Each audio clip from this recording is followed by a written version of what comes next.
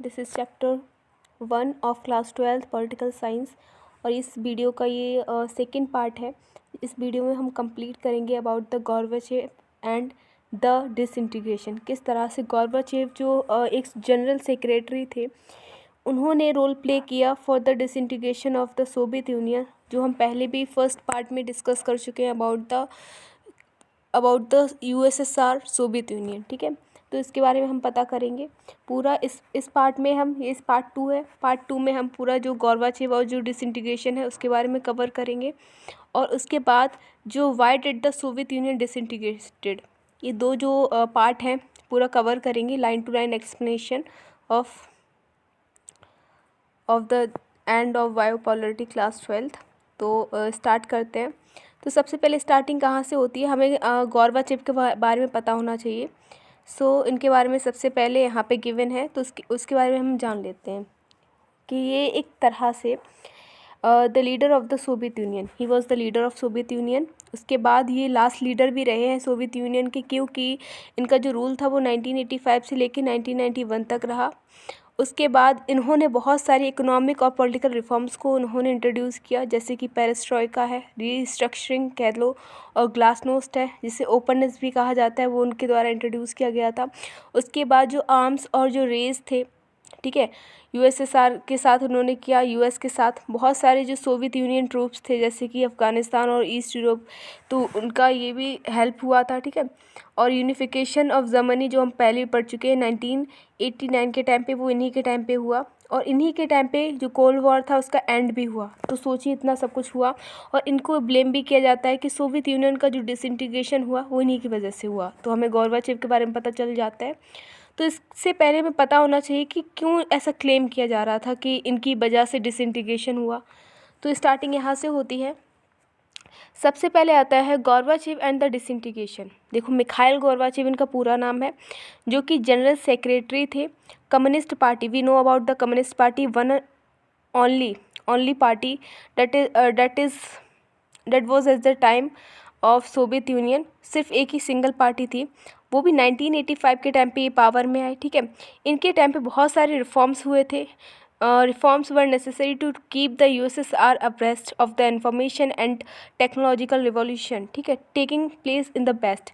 इनका ये कहना था कि कहीं ना कहीं हमें रिफॉर्म्स करने चाहिए। रिफॉर्म से क्या होगा, एक टेक्नोलॉजिकल और एक रिवॉल्यूशन आएगा। ठीक है, और ये इंपॉर्टेंट भी है वेस्ट से कॉम्पिटिट करने के लिए। हमें क्या करना है, इनका ये कहना था कि हमें डिसीज़न लेना है कहीं ना कहीं जो बेस्ट, मतलब कि यूएस है, यूएस के साथ हमारे जो रिलेशन है उसको नॉर्मलाइज करना है। जो हम बहुत ज़्यादा कोल्ड वॉर चल रहा है, फाइटिंग चल रही है, उसको हमें नॉर्मलाइज करना है। एंड सेकेंडली हमें क्या करना है, डेमोक्रेटाइज करना है, मतलब डेमोक्रेसी। जो हमें पता है कि एक तरह का जो ड्रॉबैक था सोवियत यूनियन का, वो क्या था, लैक ऑफ डेमोक्रेसी। तो कहीं ना कहीं सोवियत यूनियन में रिफॉर्म होने की वजह से वहाँ पे डेमोक्रेटिक जो नॉर्म्स है वो भी आ जाएंगे, जो बहुत हेल्पफुल रहेंगे। ठीक है, पूरी सोवियत यूनियन को रन करने के लिए। लेकिन जो इसके कॉन्सिक्वेंस निकले, जो उनके रिफॉर्म्स थे, ठीक है, उसके जो कॉन्सिक्वेंस निकले, वो ना उन्होंने ना कभी किसी ने सोचा होगा इसके ये भी परिणाम हो सकते हैं। क्योंकि जो लोग थे ईस्ट यूरोपियन कंट्रीज़ के, वो धीरे धीरे क्या करने लगे, सोवियत यूनियन में उन्होंने प्रोटेस्ट करना स्टार्ट कर दिया। ठीक है, और पहले हमेशा क्या होता था, जो सोवियत यूनियन होती थी कि कोई भी प्रोटेस्ट हो रहा है, ठीक है, उसको वो क्या कर लेती थी, बहुत ईजिली कंट्रोल कर लेती थी। लेकिन आफ्टर दिस जो सोवियत यूनियन था उसने उस तरह से कंट्रोल नहीं कर पाया, जो वहाँ पे पूरा जो प्रोटेस्ट चल रहा था उसको कंट्रोल नहीं कर पाया लोगों के द्वारा, जिसकी वजह से क्या हुआ कि डिस्टर्बेंस आ गया, और जिसकी वजह से जो कम्युनिस्ट रिजीम था उसका कॉलेप्स हो गया। धीरे धीरे एक के बाद एक धीरे धीरे कॉलेप्स होता रहा, किसका, कम्युनिस्ट रिजीम का। These developments were accompanied by the rapidly accelerating crisis within the USSR that hastened its disintegration. और कहीं ना कहीं ये जो रिफॉर्म्स थे, ठीक है, ये डेवलपमेंट हो रहे थे, रिफॉर्म्स हो रहे थे, इनकी वजह से धीरे धीरे जो डिसइंटीग्रेशन था सोवियत यूनियन का होने लगा। गॉर्बाचेव थे, उन्होंने बहुत सारी पॉलिसीज़ लाई, जैसे कि इकोनॉमिक पॉलिटिकल रिफॉर्म्स लाए, जिसकी वजह से हमें पता है कि हमने डेमोक्रेटिक वे को वो फॉलो करना स्टार्ट कर दिया था। लेकिन जो लीडर्स थे, जैसे कि कम्युनिस्ट पार्टी है, उसके अंदर भी बहुत सारे लीडर्स होंगे। उन लीडर्स का ये कहना था कि जो गोर्बाचेव है उनके जो रिफॉर्म्स है वो नहीं होने चाहिए, वो इस रिफॉर्म को अपोज कर रहे थे, ठीक है। Opposed by the leaders with in the Communist party, जो उनके रिफॉर्म्स थे कम्युनिस्ट पार्टी के अंदर ही उनको क्या किया जा रहा था, मना किया जा रहा था कि नहीं होने चाहिए ऐसे रिफॉर्म्स, ठीक है। ऐसा इसका रीज़न क्या था, कहीं ना कहीं उनकी जो पावर थी कम्युनिस्ट पार्टी के अंदर के जो लीडर्स, उनकी पावर कहीं ना कहीं रिफॉर्म्स की वजह से घट रही थी, इसलिए, ठीक है। जिसकी वजह से एक कॉप जो था वो 1991 के टाइम पे टुक प्लेस हुआ, वो जो कि इनकरेज किया गया था कम्युनिस्ट पार्टी हेडलाइनर्स द्वारा। ओके, जो लोग थे उन्होंने प्रोटेस्ट किया, उनको पता भी चल गया कि हाँ what are the benefits of freedom, ठीक है। बेनिफिट जो है फ्रीडम, उसके बारे में उनको पता चल गया, जिसकी वजह से वो नहीं चाहते थे कि ओल्ड रिजीम है, मतलब सोवियत यूनियन का टोटल कंट्रोल रहे, ठीक है। टोटल कंट्रोल वो सोवियत यूनियन का बिल्कुल नहीं चाहते थे, जिसकी वजह से वो अपोज कर रहे थे। और उस टाइम पे एक नेशनल हीरो आया जिसे हम बोरिस येल्त्सिन कहते हैं।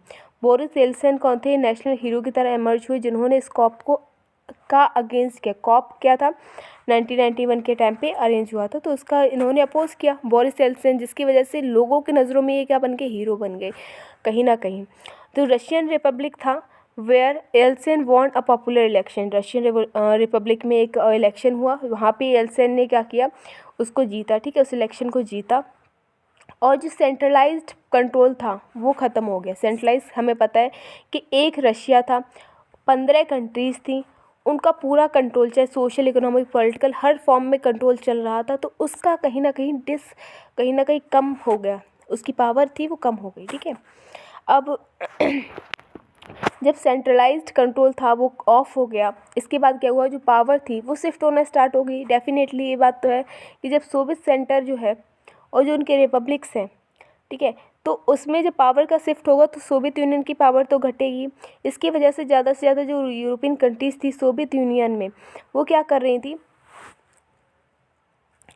कुछ ऐसी थी जो खुद को सोवियत यूनियन का पार्ट देख रही थी, कुछ नहीं। जैसे कि हम एग्जांपल ले सकते, we can take example of what, central Asian republics did not ask for independence, उसे इंडिपेंडेंस नहीं चाहिए थी। इंडिपेंडेंस किसको चाहिए थी, ईस्ट यूरोपियन कंट्रीज़ को, उन्होंने प्रोटेस्ट किया था। लेकिन जो सोवियत यूनियन था सेंट्रल एशियन रिपब्लिक्स थी, उनको इंडिपेंडेंस नहीं चाहिए था, क्योंकि कहीं ना कहीं वो चाहती थी, they wanted to remain within the Soviet federation, उन्हें सोवियत फेडरेशन के अंदर ही रहना था, ठीक है, उनको सोवियत फेडरेशन के अंदर रहना था। इसकी वजह से उन्हें किसी भी तरह का रिफॉर्म नहीं चाहिए था, ना ही उन्हें इंडिपेंडेंस चाहिए थी, बिकॉज उनको उस टाइम पे बेनिफिट हो रहा था। दिसंबर 1991 के टाइम पे बहुत सारे जो लीडरशिप चल रही थी, उसके बीच में ही जो एक येल्त्सिन, मतलब बोरिस येल्त्सिन की जो लीडरशिप थी, उसके अंदर क्या हुआ, रशिया है, यूक्रेन है, बेलारस, ये 3 कंट्रीज याद रखनी है। उसके बाद क्या है, 3 जो है ना, 3 मेजर रिपब्लिक्स भी थे। इन तीनों ने मिलके क्या किया कि जो सोवियत यूनियन था उसका डिसबैंड, मतलब कि सोवियत यूनियन का एंड घोषित कर दिया। कि जो सोवियत यूनियन जो अभी तक चलता आ रहा था सोशलिस्ट रिपब्लिक, अब उसका एंड हो रहा है, ठीक है, वो डिसइंटीग्रेट हो रहा है। The Communist party of the Soviet union were ban, और एकमात्र जो कम्युनिस्ट पार्टी थी उसका क्या कर दिया, वो बैन हो गई, ठीक है, कम्युनिस्ट पार्टी बैन कर दी गई, ठीक है। Capitalism and democracy were adopted as the basis of the post Soviet republics. अब पोस्ट सोवियत रिपब्लिक्स थे, उन्होंने क्या किया कि उन्होंने डेमोक्रेसी और कैपिटलिज्म को अडॉप्ट किया। जो उनका सोशलिज्म वाला आइडियोलॉजी था, हमें पता है सोशलिज्म की आइडियोलॉजी उन्होंने हटा दी, सोशलिज्म ख़त्म, अब उन्होंने अडॉप्ट कर लिया किसको, कैपिटलिज्म को और डेमोक्रेसी को। ओवरऑल हमें इसमें ये पता चलता है कि जो देखो स्टार्टिंग अगर हम बात करें, सीधी सी बात थी, गोर्बाचेव थे, उन्होंने बहुत सारे रिफॉर्म किए।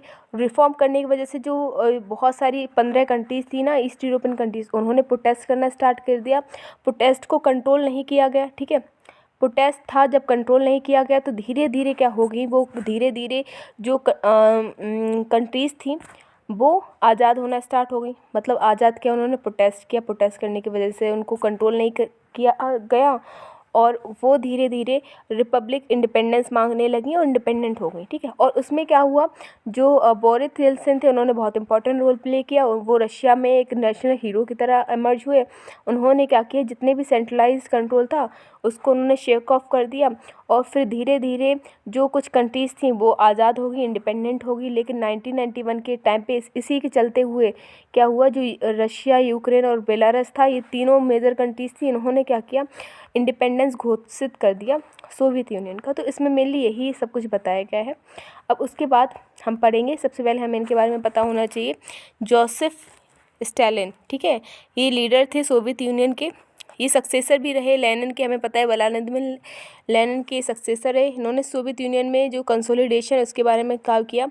1924 से लेके 53 तक इनका रूल रहा। इन्होंने क्या किया, रैपिड इंडस्ट्रियलाइजेशन इनके टाइम पे हुआ। इन्हीं के टाइम पे क्या हुआ, कलेक्टिवाइजेशन ऑफ एग्रीकल्चर भी हुआ, ठीक है। और सेकेंड वर्ल्ड वॉर इन्हीं के टाइम पे क्या हुआ, ग्रेट टेरर ऑफ 1930s भी आया। तो ये चीज़ें हमें इनके बारे में पता होनी चाहिए, जोसेफ येल्त्सिन के बारे में। तो यही था इसके बारे में। इसमें हमें कुछ खास नहीं मिलता है, लेकिन हमें सबसे पहले इन लीडर के बारे में पता होना चाहिए। He was the third leader, Nikita Khrushchev, ठीक है। तो ये लीडर कब तक रहे, 1953 से 64 तक लीडर रहे। स्टालिन की लीडरशिप के टाइम पे थे। इन्होंने 1956 के टाइम पे बहुत सारे रिफॉर्म्स को लाए, इंट्रोडक्शन किया उसका। और उसके बाद इन्होंने पीसफुल और कोएग्जिस्टेंस जैसे जो बेस के साथ सजेशन भी किया, ठीक है। पॉपुलर रिवेलियन भी किया हंगरी, और जो क्यूबर मिसाइल क्राइसिस थी इन्हीं के टाइम पे हुआ, ठीक है। क्यूबर मिसाइल क्राइसिस किनके टाइम पे हुआ, निकिता ख्रुश्चोव। तो अब आते हैं, इम्पॉर्टेंट टॉपिक ये है, हमें इनके बारे में इस टॉपिक के बारे में पता होना चाहिए, that is the Commonwealth of independent state. अब क्या हुआ, देखो जैसे कि सारी की सारी कंट्री अलग होगी 1991 के टाइम पे। अब सारी कंट्री अलग होगी तो उन्हें एक कोई ना कोई एक मीडियम चाहिए था, एक मीडियम होना चाहिए था, जिसकी वजह से वो सारी की सारी कंट्रीज़ एक दूसरे से कनेक्ट हो सकें, ठीक है, एक दूसरे से जुड़ सकें। इसके लिए क्या बनाया गया, कॉमनवेल्थ ऑफ इंडिपेंडेंट स्टेट बनाया गया। इसके बारे में हम पढ़ते हैं कि देखो the declaration of the disintegration of the USSR and the formation of the Commonwealth of Independent States came as a surprise to the other republics, specially to the central Asian ones, ठीक है। तो बहुत ज़्यादा ये surprise की चीज़ थी, कहीं ना कहीं एक्सक्लूजन हो गया था रिपब्लिक्स का, सारी रिपब्लिक्स अलग हो गई। इसकी वजह से क्या हुआ, एक जो CIS फाउंड हुआ, जब नेशन अलग हो गए। इसकी वजह से रशिया जो था उसने ये एक्सेप्ट कर लिया कि अब वो सोवियत यूनियन का सक्सेसर बनेगा। सोवियत यूनियन, हमें पता है सोवियत यूनियन में सबसे ज़्यादा डोमिनेंस किसका था, रशिया का। तो रशिया ने उसकी जो सक्सेसर होने की जो सीट थी वो ले ली, क्योंकि हमें पता है, हम शायद यूनाइटेड नेशंस को जानते हैं, तो उसमें एक सीट है, ठीक है, परमानेंट सीट है, याद रखना। परमानेंट सीट 5 परमानेंट सीट है, उसमें से एक परमानेंट सीट सोवियत यूनियन की थी। अब सोवियत यूनियन जब नहीं रहा तो वो परमानेंट सीट किसने ले ली, रशिया ने। तो इसीलिए इसको डिस्क्राइब करने के लिए बोला गया है कि जो रशिया था वो सक्सेसर बन गया सोवियत यूनियन का। अब आता है, it inherited the Soviet seat in the UN security council, हमें पता है, अभी हमने डिस्कस किया। रशिया ने क्या किया, Russia accepted all the international treaties and commitments of the Soviet union. Soviet union से रिलेटेड जितनी भी ट्रीटीज़ या कमिटमेंट थी वो रशिया ने अडॉप्ट कर ली। It took over as the only nuclear state of the post-Soviet space and carried out some nuclear disarmament measures with the US, ठीक है। अब देखो क्या हुआ कि ये एक ऐसी कंट्री भी थी जिसके पास न्यूक्लियर पावर भी थी। अब बहुत सारे मेजर्स भी 1972 और 82 के टाइम पे क्या हुआ, बहुत सारे मेजर लिए गए थे, जिसमें क्या हुआ था, जितने भी ना डिसआर्मेंट मतलब न्यूक्लियर से रिलेटेड या फिर जो हमारी सोसाइटी, हमारे इन्वायरमेंट को इफ़ेक्ट कर रही हैं, ऐसे जो बॉम्ब्स हैं, इन सबको क्या डिसआर्मेंट किया गया था। तो उसमें भी इसने पार्टिसिपेट किया। अब जब ओल्ड सोवियत यूनियन था वो ख़त्म हो गया, एकदम दफन हो गया। मतलब कि इस टॉपिक में यही बताया गया कि किस तरह से जो CIS के थ्रू कंट्रीज़ कनेक्ट थी।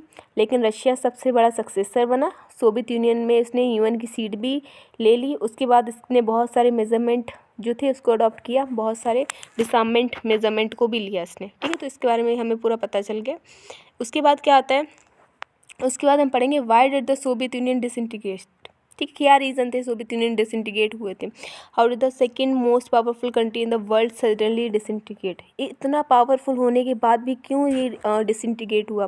This is a question worth asking not just to understand the Soviet Union and the end of communism but also because it is not the first and may not be the last political system to collapse. ठीक है, ये भी एक reason हो सकता है कि ये पहला या फिर आखिरी पॉलिटिकल सिस्टम नहीं था जो कोलैप्स हुआ था, कोई ना कोई रीज़न तो होंगे। ठीक है, ये बहुत इंपॉर्टेंट टॉपिक है बिकॉज इसके रीजंस बहुत बार 6 नंबर के क्वेश्चन में, 5 नंबर के क्वेश्चन में पूछे जाते हैं। While there are unique feature of the Soviet collapse, अब बहुत सारे सोवियत कोलैप्स के फीचर्स थे। अब व्हाट आर द रीजंस, ठीक है, what are the causes of collapse of Soviet Union, वो यहाँ से स्टार्ट होता है। There is no doubt that the internal weaknesses of the Soviet political and economic institutions, which failed to meet the aspirations of people, were responsible for the collapse of the system. ठीक है, system के collapse होने का पहला reason था internal weaknesses. जो political और economic institution थे सोवियत यूनियन के अंदर, वो इतने ज़्यादा स्ट्रांग नहीं थे, वो कोलैप्स हो गए थे, जिसकी वजह से क्या हुआ कि सोवियत यूनियन का क्या हुआ, डिसइंटीग्रेशन हो गया। ये पहला हमें रीज़न मिल गया।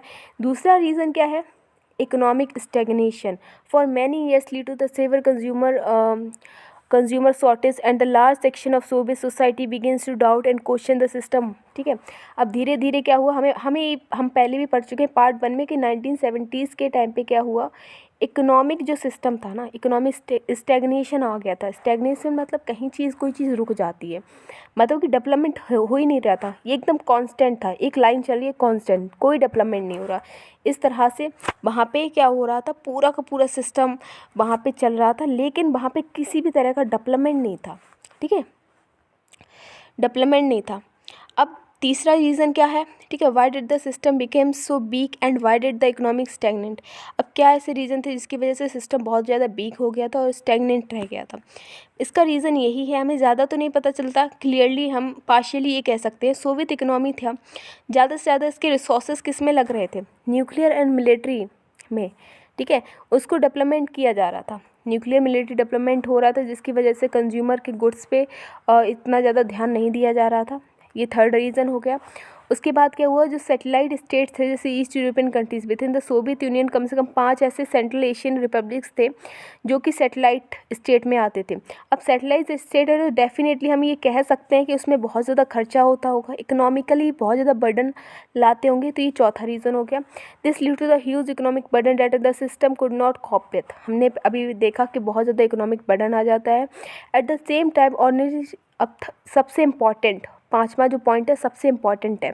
ठीक है, ऑर्डिनरी सिटीजन्स को ये पता चल गया था, दे न्यू, पहले उन्हें नहीं इतना पता था कि जो इकोनॉमिक एडवांसमेंट है ना बेस्ट की, यूएस कितना इकोनॉमिकली बैल है, लेकिन यूएसएसआर इकोनॉमिकली बैल नहीं है। तो डेफिनेटली जो कंट्रीज़ होंगी वो चाहेंगी कि वो यूएस का पार्ट हो, यूएसएस को वो छोड़े। ठीक है, इसकी वजह से उन्होंने प्रोटेस्ट करना स्टार्ट कर दिया कि हमें यूएसएस के साथ नहीं रहना, हमें कहाँ पे जाना है, यूएस के पास। इसकी वजह से भी एक प्रोटेस्ट स्टार्ट हो गया था, लोगों को पता चल गया था economic advancement of west, they could see the disparities between their system and the system of west. ठीक है, ये भी हमें पता होना चाहिए, तो ये इंपॉर्टेंट है। ये रीज़न था कि लोग अवेयर होने स्टार्ट हो गए थे। ठीक है, system was better than the western capitalism, the reality of its backwardness came to the political and psychological shock. तो लोगों को बहुत ज़्यादा शौक लगा कि हम तो इतने पीछे रह गए, यूएस इतना आगे चला गया, तो हमें इसको ज़्यादा से ज़्यादा सपोर्ट करना चाहिए, हमें उसके पार्ट बनना चाहिए। इसकी वजह से लोगों ने सोवियत यूनियन को सपोर्ट करना बंद कर दिया, जिससे हम सोशलिस्ट ब्लॉक भी कहते थे। Soviet union has become stagnant in the administrative and political sense. अब देखो 6 पॉइंट का क्या आता है कि पहले तो सिर्फ और सिर्फ इतना था कि हाँ वो इकोनॉमिकली स्टैग्नेंट था। अब 6 पॉइंट में हमें ये पता चलता है कि वो कहीं ना कहीं पॉलिटिकल सेंस में, ठीक है, एडमिनिस्ट्रेटिव सेंस में भी स्टैग्नेंट हो गया था। और जो हमें पता है एक ही पार्टी थी, कम्युनिस्ट पार्टी, ठीक है, उसने सोवियत यूनियन में ऑलमोस्ट 70 ईयर्स तक रूल किया। सोचने वाली चीज़ है कि वो अनअकाउंटेबल थी लोगों के लिए, लोग उस पार्टी को झेल रहे थे, 70 सालों से झेलते आ रहे थे। कितना ज़्यादा उनके ऊपर बर्डन रहा होगा उस पार्टी का, उनके पास कोई राइट नहीं थी, पॉलिटिकल इकोनॉमिक कोई राइट नहीं थी। तो इसकी वजह से हम ये भी कह सकते हैं सोवियत यूनियन का कोलैप्स होने का रीज़न ये भी था कि सिंगल पार्टी का ही रूल चल रहा था और अनअकाउंटेबल पार्टी थी वो। उसके बाद ordinary peoples were alienated by slow and stifling administrative rampant corruption, और कहीं ना कहीं बहुत ज़्यादा एडमिनिस्ट्रेटिव करप्शन भी हो रहा था। जो सिस्टम था उसमें बहुत सारी मिस्टेक्स भी थी, ठीक है। Unwilling arouse to openness of the government, ठीक है, गवर्नमेंट में ओपननेस की बहुत कमी थी। गवर्नमेंट जो है ओपननेस को फॉलो नहीं कर रहा था, लोगों के पास इतना राइट नहीं, सेंट्रलाइज्ड अथॉरिटी जो थी वो पूरी तरह से काम कर रही थी। उसके बाद क्या हुआ था, जितने भी ब्यूरोक्रेट्स थे, मतलब कि जो पार्टी है, अगर कोई एडमिनिस्ट्रेटिव है तो उसमें क्या होंगे, कुछ ना कुछ उसके लीडर्स ऑफिशियल्स रहेंगे, उनको ब्यूरोक्रेट कहा गया, तो उनको ज़्यादा प्रिविलेजेस मिल रहे थे, उनको ज़्यादा अपॉर्चुनिटीज़ मिल रही थी as compare to ordinary citizen. जब सिटीजन को पता चला कि हमको कम से कम अपॉर्चुनिटी मिल रही, ये भी एक रीज़न था, ठीक है। जो सिस्टम था रूलर्स का, गवर्नमेंट धीरे धीरे जो पब्लिक सपोर्ट था उसको लूज़ कर रही थी। जब लोग बहुत ज़्यादा डिससेटिस्फाई हो गए तो उनको क्या है, उनकी डिससेटिस्फेक्शन की वजह से गवर्नमेंट को बहुत ज़्यादा लॉस हो रहा था। अब इसी के बीच में एक नया रिफॉर्म आ गया जो हम पहले भी पढ़ चुके हैं। गौरवाचेव ने क्या किया, रिफॉर्म करना स्टार्ट कर दिया। 7th पॉइंट क्या है, हम इसमें पढ़ रहे हैं reasons of disintegration. 7th reason ये है कि गौरवाचेव ने बहुत सारे रिफॉर्म्स किए। गौरवाचेव ने ये प्रॉमिस किया कि हम कहीं ना कहीं बेस्ट को कैचअप करेंगे, मतलब फिर भी कंपटीशन ही चल रहा है, अभी भी कंपटीशन से वो पीछे नहीं है कि उन्हें कंपटीशन करना है, चाहे लोगों का कंज्यूमर गुड्स मिले ना मिले, ठीक है। अब धीरे धीरे एडमिनिस्ट्रेटिव सिस्टम लूज़ होता गया, ठीक है। उसके बाद क्या हुआ, सोवियत यूनियन कोलैप्स हो गया। गॉर्बाचेव जो थी उन्होंने बहुत ज़्यादा प्रॉब्लम्स भी फेस करी, जैसे कि उन्होंने इम्प्लीमेंट किया रिफॉर्म्स को, तो उसके उस टाइम पे उन्हें बहुत ज़्यादा प्रॉब्लम्स फेस करनी पड़ी। Here is where the answers becomes more controversial and we have to depend on future historians and get guide us better. तो ये भी रीज़न थे, ठीक है, कि गॉर्बाचेव के reforms. The most basic answer seems to be the when Gorbachev carried out his reforms and loosened the system he set a motion forces and expectations that few could have predicted and become virtually impossible to control. तो हम ये पढ़ चुके हैं कि कहीं ना कहीं उन्होंने जब रिफॉर्म्स लगाए, ठीक है, लाए रिफॉर्म, उनकी रिफॉर्म की वजह से पूरी की पूरी जो सिस्टम था उसको कंट्रोल करना मुश्किल पड़ गया। और इसके बाद जो थे जो कंट्रीज़ थी वो आज़ाद होना स्टार्ट हो गई, उन्होंने खुद की इंडिपेंडेंस गवर्नमेंट बना ली, ठीक है। There were sections of the Soviet society felt that Gorbachev should have moved faster, ठीक है, and were disappointed and impatient with his methods. अब बहुत सारे जो ऑर्डनरी जैसे ईस्ट यूरोपियन कंट्रीज़ थी ना, उनका ये कहना था भैया कि हमें ज़्यादा से ज़्यादा जल्दी जल्दी रिफॉर्म्स चाहिए। वो बहुत ज़्यादा डिसअपॉइंटेड और इम्पेशेंट हो रहे थे, लेकिन उसी के बिहाफ में they did not benefit in the way they hoped, मतलब उनको जिस तरह की आशा थी ना उसके अकॉर्डिंग उनको बेनिफिट नहीं मिल रहे थे, और दे बेनिफिटेड टू स्लोली, बहुत ही कम उनको बेनिफिट मिल रहे थे। Others specially members of the Communist party and those who were served by the system took exactly the opposite view. They felt, देखो जो अदर कंट्री के हैं, जैसे ईस्ट यूरोपियन कंट्री है ना, हम एग्जांपल ले रहे हैं, ईस्ट यूरोपियन कंट्री है, तो ईस्ट यूरोपियन कंट्री कह रही हैं कि ज़्यादा फास्ट रिफॉर्म्स करो, लेकिन कम्युनिस्ट के लीडर्स है ना, लीडर्स कम्युनिस्ट के अंदर उनका अपोजिट व्यू है। उनका कहना है स्लो स्लो क्या करना है, आपको रिफॉर्म करना है। अगर आप रिफॉर्म जल्दी करोगे इससे क्या उनको होगा, इसकी वजह से कहीं ना कहीं उनकी पावर लूज़ होगी, वो अपना पावर नहीं छोड़ना चाहते थे। इसकी वजह से उनका कहना था कि गॉर्बाचेव को धीरे धीरे रिफॉर्म करनी चाहिए, जिसकी वजह से गॉर्बाचेव थे उनको दोनों साइड से ही रिफॉर्म मतलब जो सपोर्ट था वो बंद हो गया। इसकी वजह से क्या हुआ कि जिसकी वजह से बहुत ज़्यादा उनको प्रॉब्लम फेस करनी पड़ी और लोग उनसे बहुत ज़्यादा डिससेटिस्फाई हो गए। जब लोग डिससेटिस्फाई हुई तो गवर्नमेंट चलना तो बहुत ही मुश्किल है। तो जो हमने पहले डिस्कस किया गया था वही 7th पार्ट में हम देख सकते हैं, वही रीज़न है। All this might not have lead to the collapse of Soviet Union but for another development that surprise most observers and indeed many insiders, ठीक है। और यही सिर्फ नहीं था, इसके अलावा भी बहुत सारे रीज़न थे। अब सबसे important reason according to me, ठीक है, सबसे इम्पॉर्टेंट और सबसे बड़ा रीज़न था जो 8 नंबर का हमें मिल रहा है, ठीक है, पॉइंट, वो है नेशनलिज्म। लोगों के अंदर नेशनलिज्म की फीलिंग आ रही थी। अब लोग ये चाह रहे थे कि उनको कहीं ना कहीं जैसे कि हम एग्जांपल लें रशिया का, बाल्टिक रिपब्लिक से याद रखना, एस्टोनिया आता है पहले नंबर पे, दूसरे नंबर पे लेटविया, तीसरे नंबर पे लिथुएनिया, उसके बाद यूक्रेन और जॉर्जिया। ये सारी कंट्रीज़ का ये कहना था भैया हमें जल्दी से जल्दी क्या करना, मतलब हम इन कंट्रीज़ के अंदर क्या था, अब जो नेशनलिज्म है उसकी फीलिंग आ रही थी, जिसकी वजह से फाइनली और मोस्ट अप्रोप्रिएट कॉज क्या निकला, सोवियत यूनियन का डिसइंटीग्रेशन। जब खुद की कंट्रीज, इतनी बड़ी बड़ी पावरफुल कंट्रीज जो हैं वो खुद ही नहीं चाह रही हैं कि सोवियत यूनियन रहे, तो कैसे रह सकता है। तो ये भी एक रीज़न था, ठीक है।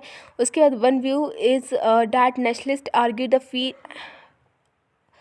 feelings and very much at work throughout the history of the Soviet Union, and that whether or not the reforms had occurred there would have been an internal struggle within the Soviet Union, जिसकी वजह से धीरे धीरे internal struggle चलने लगे जो nationalism है उसकी वजह से, और ये भी एक रीज़न था, ठीक है। तो सबसे पहले हमें इनके बारे में पता होना चाहिए। लियोनिड ब्रेजनेव, ठीक है, ये भी लीडर थे सोवियत यूनियन के। 1964 से लेके 82 के टाइम पे ये लीडर रहे। इनके टाइम पे क्या हुआ था, जो एशियन कलेक्टिव सिक्योरिटी सिस्टम था उसको प्रपोज किया गया था।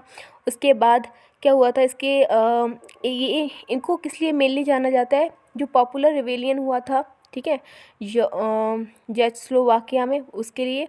और जो इन्वेडिंग हुआ था अफ़गानिस्तान, हम पहले भी पढ़ चुके हैं अफ़गानिस्तान में कब इन्वेशन हुआ था, 1979 के टाइम पे। तो इनके ही टाइम पे हुआ था, किनके टाइम पे, लियोनिड ब्रेजनेव, ठीक, इनके बारे में पता होना चाहिए। उसके बाद हमने आठ रीज़न कर लिए थे ना नेशनलिज्म के डिसइंटीग्रेशन होने के। 9th रीज़न क्या था, view given the size and diversity of the Soviet Union and it's growing internal problems. बहुत ज़्यादा बड़ा सोवियत यूनियन के 15 कंट्रीज़ थी, हर 15 कंट्री में उसके खुद के कल्चर, उसके खुद के जो पॉलिटिकल इकोनॉमिक सिस्टम, अब वहाँ पे कहीं ना कहीं धीरे धीरे डाइवर्सिटी बहुत ज़्यादा थी, जिसकी वजह से भी डिसइंटीग्रेशन हुआ। जो गोर्बाचेव थे उनका ये रिफॉर्म्स थे, इंक्रीज नेशनलिस्ट डिससेटिस्फेक्शन, ठीक है। और जो गवर्नमेंट था और जो रूलर्स थे वो इसको कंट्रोल भी नहीं कर पा रहे थे। आयरॉनिकली अगर हम बात करें, कोल्ड वॉर था, throughout nationalist unrest would be strongest in the central Asian republics given their ethnic and religious differences. बहुत ज़्यादा एथनिक और रिलीजियस डिफरेंसेस थे, ठीक है। उसके बाद क्या हुआ, जो इकोनॉमिक बैकवर्डनेस थी वो तो रीज़न था ही, ठीक है। अब हमें मिखाइल गोर्बाचेव के बारे में हम पहले ही डिस्कस कर चुके हैं, टाइमलाइंस हैं, डेट इज़ जैसे कि 1985 के टाइम पे, मार्च के टाइम पे गोर्बाचेव थे वो जनरल सेक्रेटरी की तरह इलेक्ट हुए सोवियत यूनियन के, और बोरिस येल्सिन थे वो मॉस्को के क्या बन गए थे, हेड बन गए थे। 1988 के टाइम पे जो इंडिपेंडेंस था वो लिथुआनिया में स्टार्ट हो गया, उसके बाद एस्टोनिया और लैटविया में स्टार्ट हो गया। उसके बाद क्या पे आता है कि 1989 के अक्टूबर के टाइम पे क्या हुआ, सोवियत यूनियन ने जो वार्शो पैक्ट था उसका एंड कर दिया। और वहीं पे जो नवंबर में क्या हुआ था, हमें याद है, नवंबर में ऐसा हुआ कि बर्लिन वॉल का फॉल हो गया। पार्ट बने हुए हमने बहुत अच्छे से डिटेल में डिस्कस किया है, उसको ज़रूर देखना। उसके बाद आता है 1990 फरवरी के टाइम पे गोर्बाचेव थे, उन्होंने 72 ईयर्स लॉन्ग जो मोनोपोली चल रही थी, किसकी, एक ही पार्टी की। अब कौन सी पार्टी थी, कम्युनिस्ट पार्टी। तो उसको अब क्या किया था, एक डीमा ले आए थे मल्टी पार्टी पॉलिटिक्स का। 1990 मार्च के टाइम पे लिथुआनिया एक ऐसी पहली कंट्री बनी। पहली कंट्री कौन थी, first country was the Lithuania that was became independent, ठीक है। 15 कंट्रीज़ में सबसे पहले लिथुआनिया इंडिपेंडेंस को अचीव किया उसने। 1990 जून के टाइम पे जो रशियन पार्लियामेंट थी उसने भी इंडिपेंडेंस था वो घोषित कर दिया। 1991 जून के टाइम पे येल्सिन था, उसने क्या किया, प्रेसिडेंट बन गए थे रशिया के। 1991 अगस्त के टाइम पे जो कम्युनिस्ट पार्टी हेडलाइनर्स थे उन्होंने क्या किया, अगेंस्ट हो गए थे, कॉप ऑफ द, ठीक है, जो कम्युनिस्ट पार्टी के कॉप्स थे उसके अगेंस्ट हो गए थे। 1991 सितंबर के टाइम पे 3 जो बाल्टिक रिपब्लिक्स थे, एस्टोनिया, लैटविया एंड लिथुआनिया, तो वो यूएन मेंबर बन गए थे। और नाटो के मेंबर वो मार्च 2004 के टाइम पे बने थे। 1991 के टाइम पे रशिया, जो बेलारस, यूक्रेन थे, उन्होंने 1922 treaty of the creation of the USSR और जो इस्टेब्लिश किया था कॉमनवेल्थ ऑफ इंडिपेंडेंट स्टेट, ठीक है। तो इसके बारे में पता होना चाहिए। 1991 25 दिसंबर के टाइम पे गोर्बाचेव जो थे उन्होंने रिज़ाइन कर दिया और वहीं पे एंड हो गया सोवियत यूनियन का। तो हमने सारी डेट्स भी कवर कर ली। अब हम कवर कर रहे हैं, क्या है, एक पार्ट बचा है, आफ्टर डेथ ये वीडियो जो है उसका एंड हो जाएगा। क्या होता है, nationalist dissatisfaction with the Soviet union was the strongest, more European and prosperous part of Russia, ठीक है। उसके बाद जो बाल्टिक एरिया थे जैसे कि यूक्रेन है, जॉर्जिया है। सबसे पहले नेशनलिज्म, हमें पता है नेशनलिज्म की फीलिंग आ गई, जिसकी वजह से बहुत सारे सोवियत यूनियन के जो स्ट्रॉन्गेस्ट पार्ट थे, प्रॉस्पेरस सोवियत यूनियन के जो पार्ट थे, हमें पता है सबसे ज़्यादा रशिया पावरफुल था, तो इन सभी ने डिससेटिस्फेक्शन स्टार्ट कर दिया। ठीक है। ऑर्डनरी पीपल थे, उनको ना एलिनेटेड मतलब जहाँ पे हम सिस्टम है कोई, अब सिस्टम से हम कनेक्टेड फील नहीं कर रहे, हम इंडिया में रहते हैं, ठीक है, लेकिन हम ना इंडियन होने के लिए हमें वो फीलिंग नहीं आ रही, ठीक है, हम अपने सिस्टम से फील नहीं कर पा रहे, तो ये क्या है, हम एलिनेट हो गए हैं, किसी सिस्टम से हम अलग हो जाते हैं, उसको कहते हैं। तो जो सेंट्रल एशियंस थे धीरे धीरे क्या करने लगे, उन्होंने इसके लिए इकोनॉमिक प्राइजेस बहुत ज़्यादा उनको पे करना पड़ा धीरे धीरे। मतलब देखो, अब ये प्रॉस्पेरस पार्ट है, कोई बैकवर्ड पार्ट है पूरे के पूरे सिस्टम का, तो इनको ज़्यादा क्या करना पड़ रहा है, पे करना पड़ रहा है as compare to other countries.